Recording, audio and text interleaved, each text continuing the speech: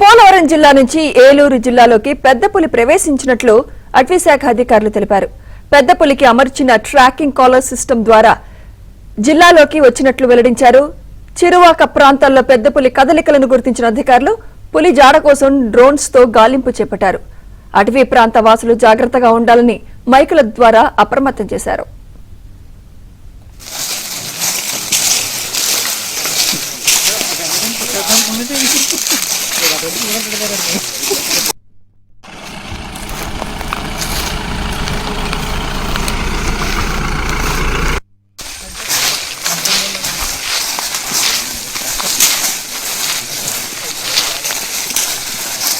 వెల్లడించారు.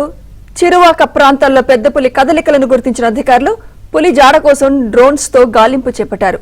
అటవీ ప్రాంత వాసులు జాగ్రత్తగా ఉండాలని మైకుల ద్వారా అప్రమత్తం చేశారు.